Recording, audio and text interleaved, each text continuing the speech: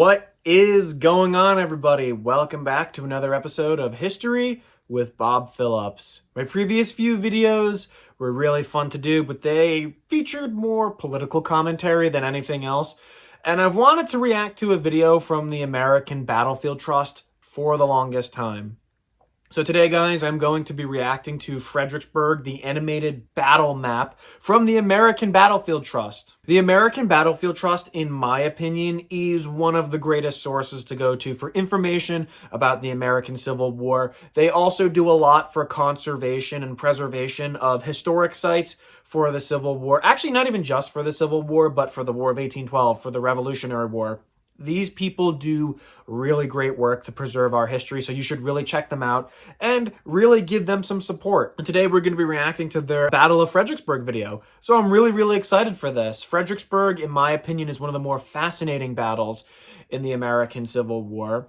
And also, in terms of soldiers present, it is the largest battle ever fought on the North American continent. Over 200,000 troops were present for the Battle of Fredericksburg. So without any further ado, we're just going to get right into the video. But guys, remember to like, subscribe, follow me on Instagram, and hype this video because that really helps me out in the long run. But let's get into it.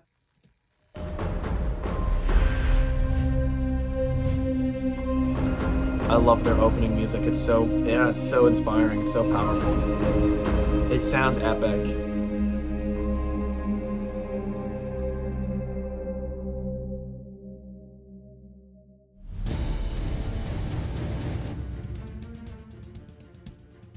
In the fall of 1862, the patience of President Abraham Lincoln and his cabinet had come to an end. It had been several months since the Battle of Antietam, and yet Major General George McClellan and the Army of the Potomac had yet to press their advantage against the retreating Army of Northern Virginia under Robert E. Lee.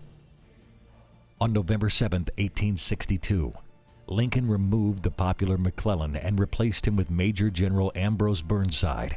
Burnside's promotion came with the strong admonition for decisive action. So, a little bit of backstory. McClellan and Lincoln did not really have the best working relationship. In fact, McClellan was pretty critical of Lincoln, and Lincoln kind of kept McClellan around longer than he really wanted to because the midterm elections were coming up, and he knew that in order to keep the Democrats, the Northern Democrats, happy, he needed to have McClellan in the field. And McClellan was also a Democrat, and the thing is, once the midterms came and the Republicans still had a slim majority, Lincoln was like, okay, those elections are over. You haven't been doing what I've been asking.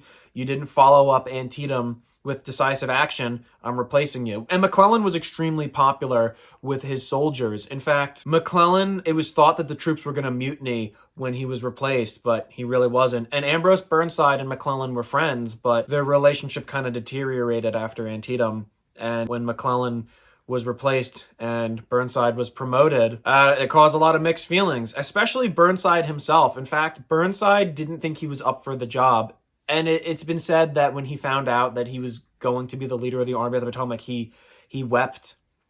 He accepted because he didn't want it to go to his rival, General Joe Hooker, but there was immense pressure from the politicians for Ambrose Burnside to do something. After crossing the Potomac into Virginia, Confederate Commander General Robert E. Lee divided his forces, spreading Lieutenant General Thomas Stonewall Jackson's command across the lower Shenandoah Valley and placing Lieutenant General James Longstreet's forces in Culpeper. This division greatly influenced Burnside's next move. Despite great pressure from Washington to carry out McClellan's operation plan, Burnside quickly abandoned that approach. Jackson's presence in the valley left his flank exposed, and the Alexandria and Orange Railroad was ill-suited to his large army's logistic needs. Burnside's new plan was to move the Army of the Potomac to Fredericksburg and then south to Richmond. Not only would this provide Burnside with a superior railroad to feed his army, but it would also allow him to protect Washington as he moved south. So that's actually a pretty good idea. And a lot of people give Burnside extra criticism and a lot of harsh hindsight looking back. But this is a good plan. And the problem is Burnside got screwed by the War Department because they were really slow in delivering the pontoon bridges, because he needed to cross the Rappahannock River quick to capture Fredericksburg and then to move to Richmond as quick as possible. So it relied on speed. Burnside's not really great at improvising. Everybody knows that. So when he lost the element of surprise and when the War Department didn't deliver the pontoon bridges in time, he made a bad call continuing the plan.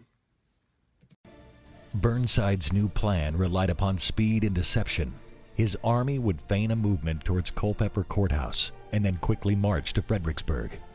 To cross the Rappahannock at Fredericksburg and continue south, Burnside would need pontoon bridges.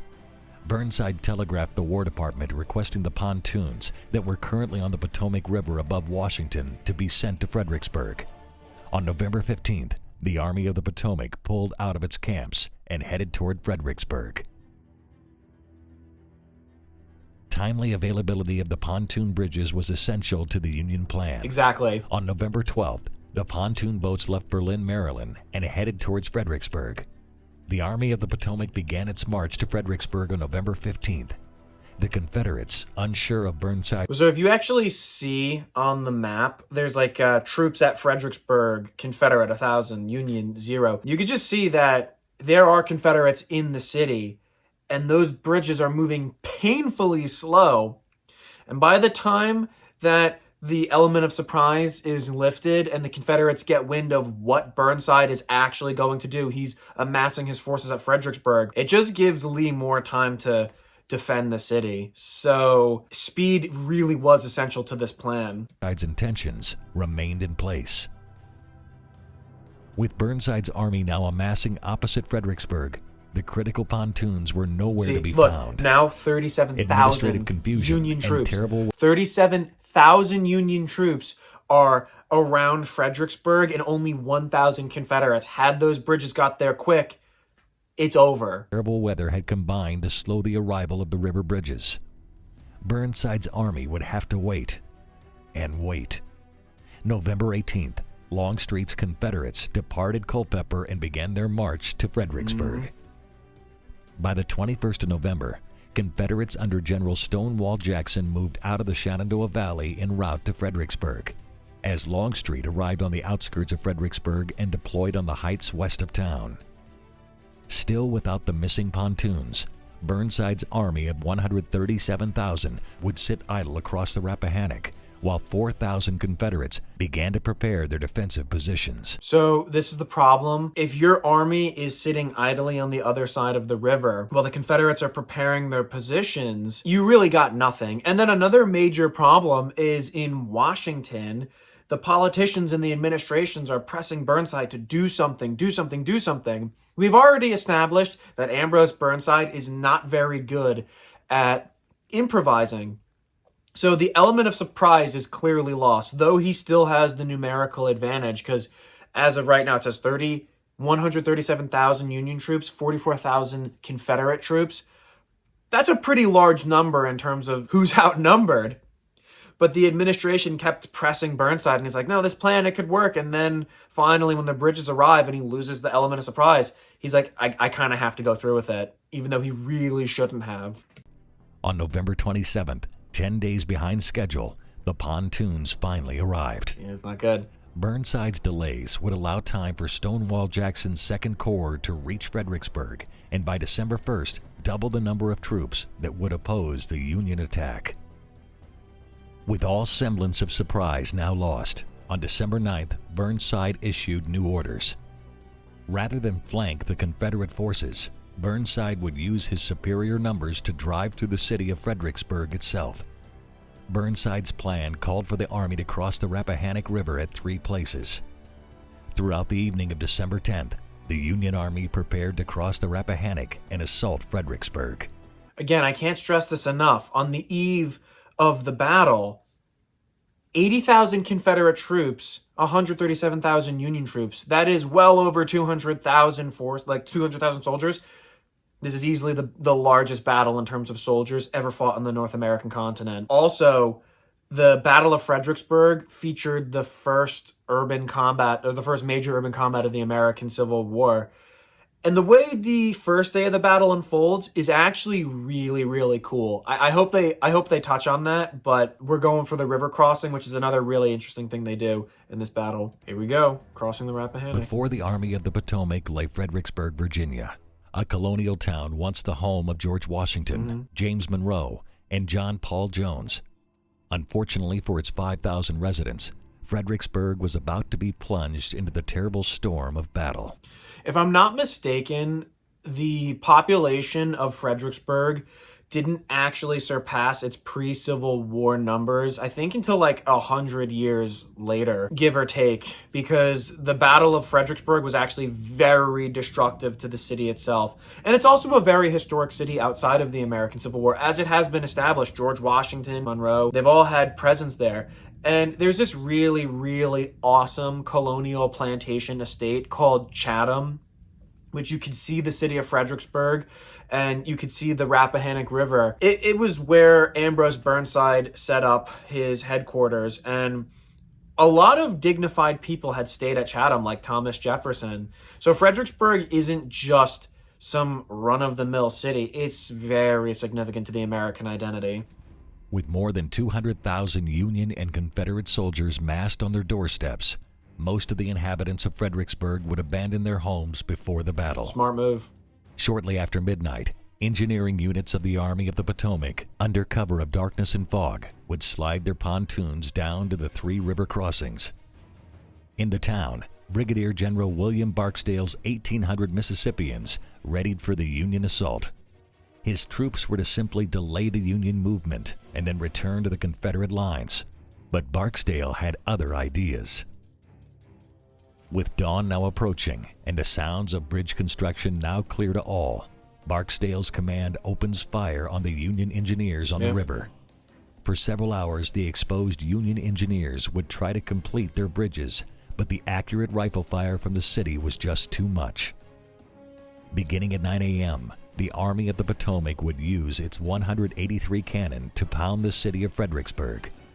Despite this massive firepower, Barksdale's marksmen would stop the Union bridge builders time after time. So it's interesting because, like I said, Chatham, that estate that overlooks the Rappahannock, there are still pontoon replicas and cannon replicas there that overlook it, but though they did have batteries there, and a lot of these sharpshooters were firing from cellars or concealed positions, and despite the fact that Burnside shelled the city and bombarded it, it was largely ineffective.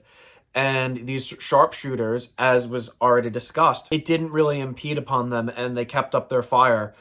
And when it came to the engineers trying to build the bridges, they were physically unable to because they kept getting shot or they kept getting driven back by these really accurate rifle fires, which is going to lead to the very first river crossing under fire in the history of the United States Army. There's going to be U.S. Army troops crossing the Rappahannock in boats to clear the banks to the other side of the river so the pontoon bridges can be finished. And this opening stage of the battle, in my opinion, is really, really cool. Fredericksburg itself would bear the brunt of the Union artillery's barrage. By the end of the day, a good portion of the city would be laid to waste. Absolutely. Burnside, recognizing that a new plan was needed, ordered troops from the 7th Michigan and 89th New York to use pontoon boats to secure the other side of the river, the first opposed river crossing in American military history. As a result of the successful Union River crossing, by 5 p.m., Burnside's engineers would finally finish the bridges.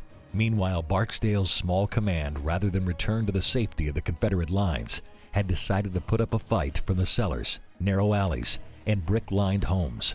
The upcoming fight would... Yeah, so like I said, it was the first major urban combat of the American Civil War, and that meant the U.S. Army... I mean, the men who crossed the river and cleared the other side of the banks did a really good job. You got to give your hats off to that, but that meant they had to go through the streets and clear the houses, like basically one at a time, while these retreating Mississippians are just delaying the U.S. Army and harassing them all along the way. Would become the first major urban combat of the Civil War. For 15 hours, Barksdale and his Mississippians would doggedly defend the streets of Fredericksburg. Despite the frightful toll, The growing numbers of Union troops would eventually force Barksdale and his survivors out of town. You got to give them credit for that. Even though they're on the wrong side, even though they're the rebels, them putting up that much of a fight to defend the city itself, it's pretty impressive. Throughout the evening of December 11th and the morning of the 12th, Federal troops in Fredericksburg would begin to sack this once proud town. Yeah. So this is something that a lot of Southerners rightfully criticize the U.S. Army for. The U.S. Army did plunder and loot and pillage Fredericksburg, and the unfortunate thing is this kind of just reinvigorates the resolve of Southerners. Let me put it to you this way. Someone said, I don't remember the exact quote, the U.S. Army went into Fredericksburg and they took it with them when they left because the city was destroyed. People's personal property and their money was looted and stolen and pillaged. And obviously the officers were like, this is illicit. Don't do this. Stop. A lot of the times I didn't do anything. And the unfortunate thing is it just reinvigorates the Confederates' resolve. Imagine if you were living in Virginia and you don't agree with secession and you're not a slave owner, but you happen to be living in the area, and then the U.S. Army comes in. You have to leave because you don't want to be caught up in a battle. And then they move out because they were defeated, but they left the city in ruins and everything you've spent your whole life building is gone.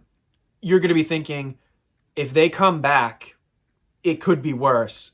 I got to fight to defend this. So this is why the pillaging and looting in the U.S. Army was really discouraged, and it really made them look super bad to the Confederates. Oftentimes, you will see in a lot of Civil War commentary videos, people from the South are saying the U.S. Army did this.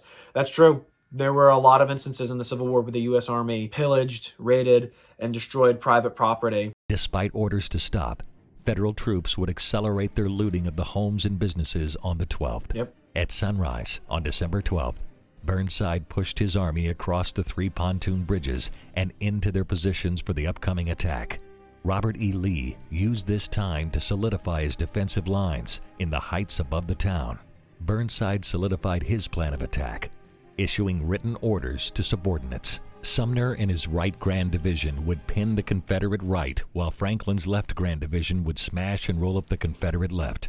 Despite the simplicity of the Union plan, Burnside's written orders would be far from clear. Well, before we get into the infamous attack on Marye's Heights, it should be noted the attack on Marye's Heights was actually supposed to be a diversionary attack. For some reason, it turned into the main show. What was once the side show turned into the main show. And believe it or not, like Jackson's Second Corps, their defenses faltered for George Meade. George Meade was actually able to break through, but he didn't get support and he had to pull back because the main show, Marye's Heights, people were just throwing themselves at it. So they're definitely going to talk on that because these people are very thorough. Union Right Grand Division Commander Major General Edwin Sumner received his orders from Burnside. His forces were to advance from the town up to the heights above Fredericksburg.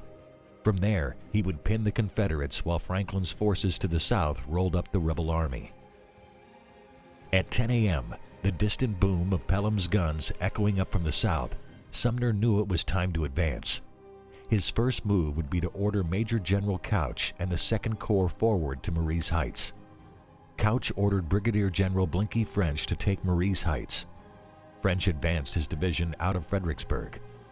Due to the constricted area to attack, French had to engage his 3 brigades one at a time.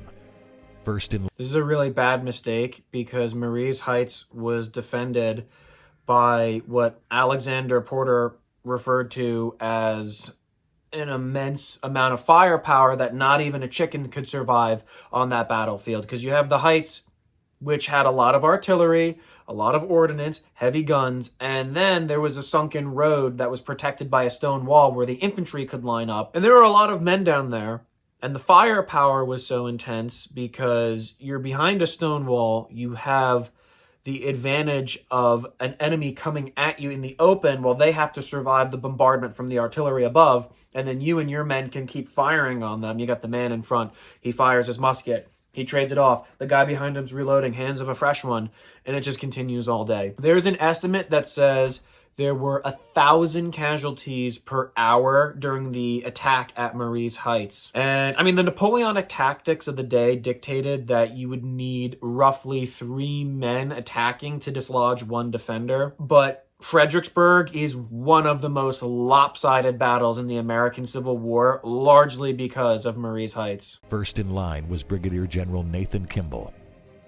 Facing the Federals was Brigadier General Thomas Cobb's Georgians of Longstreet's Corps.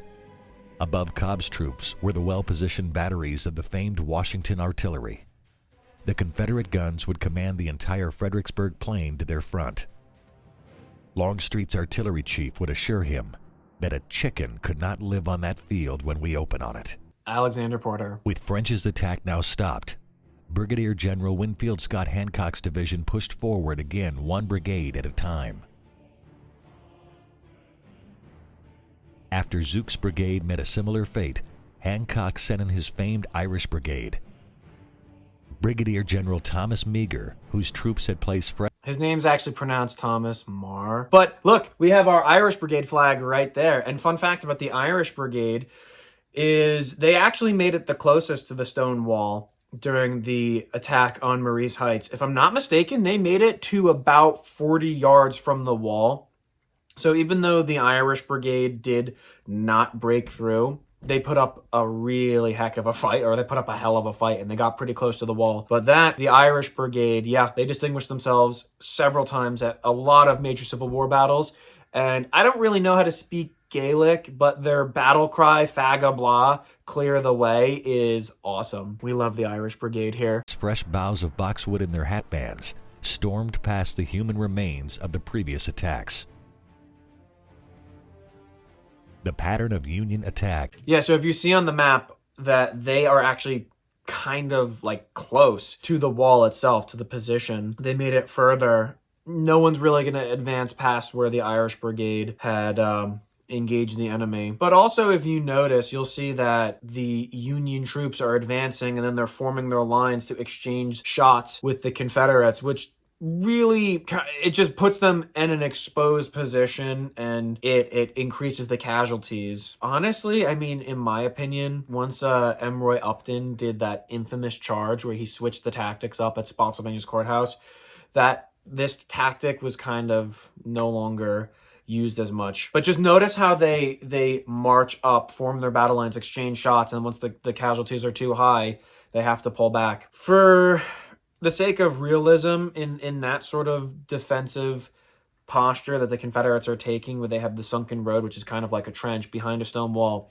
and then overwhelming firepower from the top, and these people advancing in the open like that, it'd be virtually impossible to take this position the way they did. I mean, I know during the Chancellorsville campaign, the Second Battle of Fredericksburg, they eventually did take Marie's Heights, but there was no way the U.S. Army was going to take this position. Would scarcely change. Couch kept up the pressure. With grim determination, he pushed O.O. Howard's division forward. The rebels, stacked 3 deep behind the stone wall, would drive back attack after attack. For 2 hours, the Confederate troops would blaze at the Union forces. Howard's troops would fare no better versus the impenetrable Confederate defenses. Troops under General Orland Wilcox now entered the fight. Brigadier General Samuel Strugg's division was moved forward to support Howard.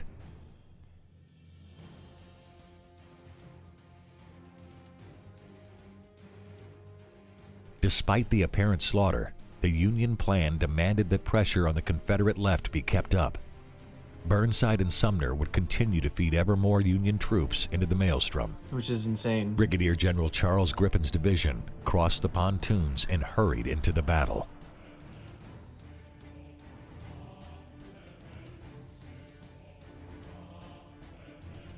After Griffin's attack ground to a stop, Burnside was still convinced the rebels would attack.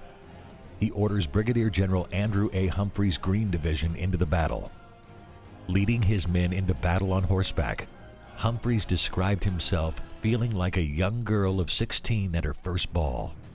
Unfortunately, Humphreys' attack, like all the rest, would fail.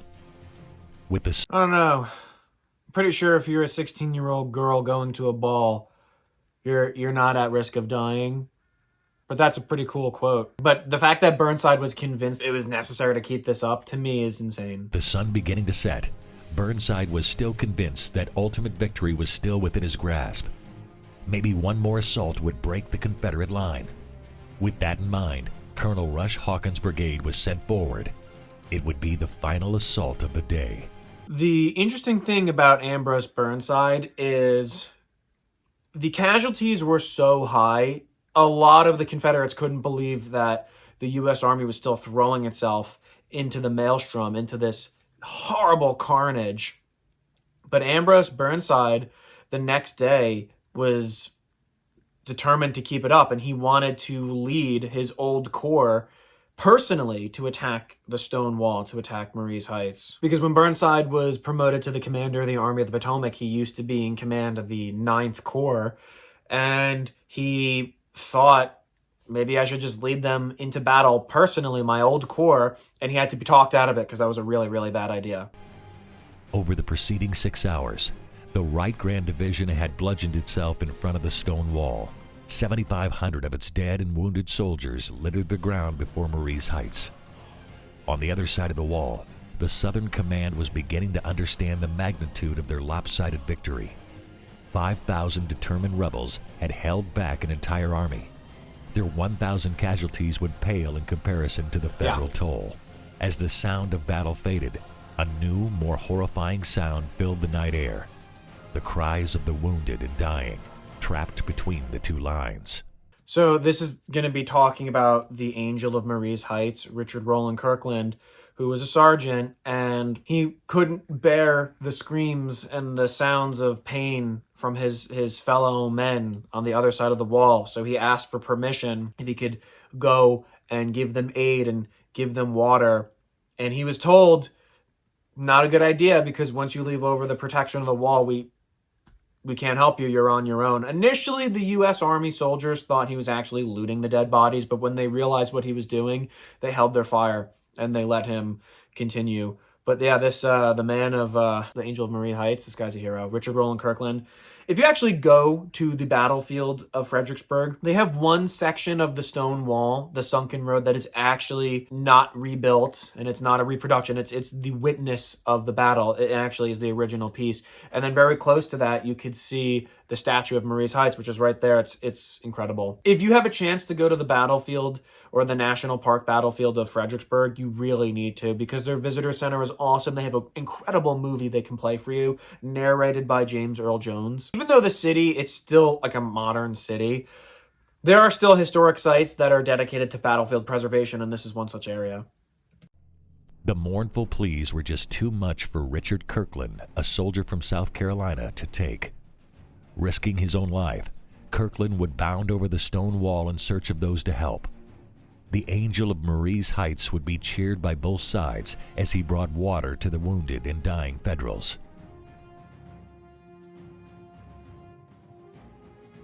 As December 13th dawned, a fog lay low over the battlefield. Through the morning, the Confederates would listen to the sound of the Union Army moving into position. It was not until 10 a.m. that the morning fog lifted and the Confederate command could see the full strength of the Union Army before them.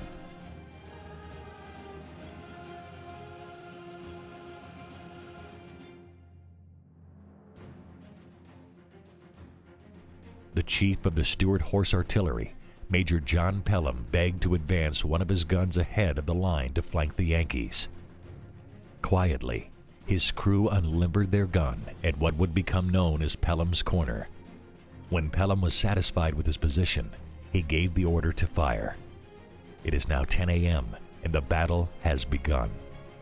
While observing the fight from Prospect Hill, General Lee remarked, "It is glorious to see such courage in one so young." In his after-action report, Lee referred to the young artillerist without rank, but only as the gallant Pelham. For nearly an hour, Pelham's gun danced round the intersection dodging Union shells. Though briefly joined by another gun, Pelham's lone gun delayed an entire corps and prematurely revealed the Union's plan. Pelham's actions also effectively take Union General Abner Doubleday's division out of the coming assault. At 1 a.m. Fun fact, Abner Doubleday fired the first U.S. shots, the first Northern federal shots of the American Civil War. He was present at the bombardment of Fort Sumter, and he fired the first U.S. shots. He also didn't create baseball. There's an annoying misconception. And every time I hear his name, Abner Doubleday, I'm always going to say that. Abner Doubleday was not the creator of baseball. 1 a.m., Pelham, out of ammunition, retire back to the Confederate lines near Hamilton's Crossing. After readjusting his lines, Major General John Reynolds ordered his Chief of Artillery, Colonel Charles Wainwright, to shell to the Confederate position on the heights to his front. For 1 hour, the Union artillery from both sides of the Rappahannock River pummeled the Confederates. Jackson's own artillery, eager to respond, was held back so as to save his guns for the coming infantry assault. At noon, Wainwright would silence his guns and inform Reynolds that the assault should now proceed. Unknown to Wainwright, Reynolds, and the Federals, the Union barrage had done little damage to Stonewall Jackson's command.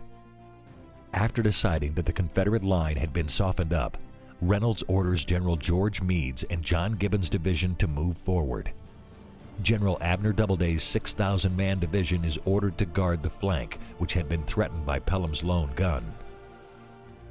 With Meade and Gibbon's men now advancing, no response is received from the Confederate line.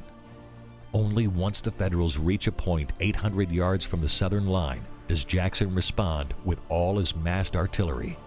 The sudden and ferocious artillery barrage send Meade and Gibbon back to their line.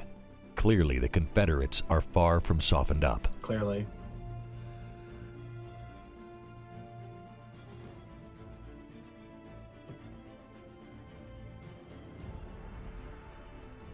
Also, this is supposed to be the main attack, not Marie's Heights. So the fact that Marie's Heights got more attention and more troops to it is insane. But watch what happens next. Meade's actually going to break through Stonewall Jackson's lines. He's not going to get support, and he's going to be forced to retreat.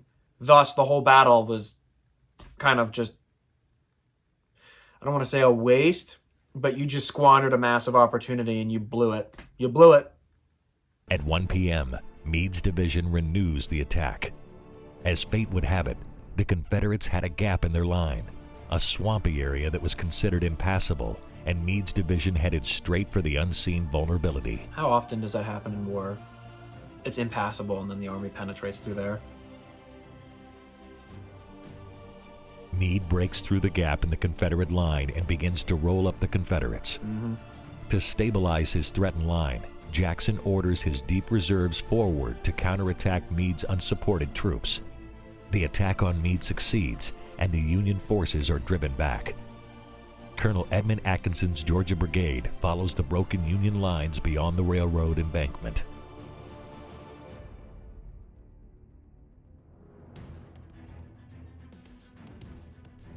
As Meade's broken troops make their way to the Union rear, Confederates under General Edward Thomas and James Lane counterattack General Gibbon's forces along the railroad embankment.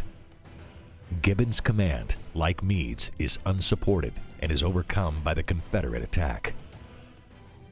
For the next hour, Jackson readjusted his line in hope of baiting the Federal Army and making another attack.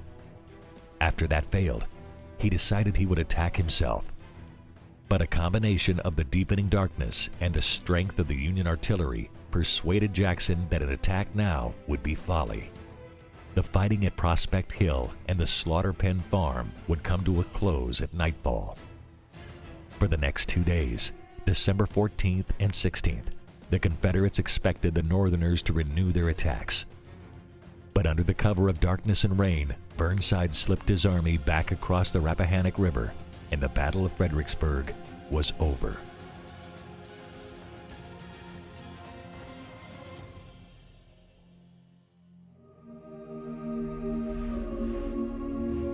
Yeah, that's really it. That was a wonderful video. That was very well done. I think it covered the main aspects of the battle in a very matter-of-fact way that I thought was awesome. Honestly, guys, there's not much more I could say about that. That was a fantastic video. That was so much fun to react to. It got the history down pretty well. That's why I love the American Battlefield Trust. I always want to give them as much support as I can. So for those of you who are watching this video, please give some love to this original video. Subscribe to their channel, give them support, send some donations their way, because they do a lot of work in preserving our history. But yeah, that was really awesome. That's all I have for you guys. Well, I mean, if there are other videos that you guys want me to react to, you guys want me to lend my opinions to, or to just give alternative perspectives to certain historical topic videos, comment below to let me know. If you enjoyed the video, hit that like, hit that subscribe, follow me on Instagram, and hype the video. It's totally free, costs you nothing to do so, and it helps the channel out immensely. But that's all I have for you guys. This has been History with Bob Phillips. Schwam.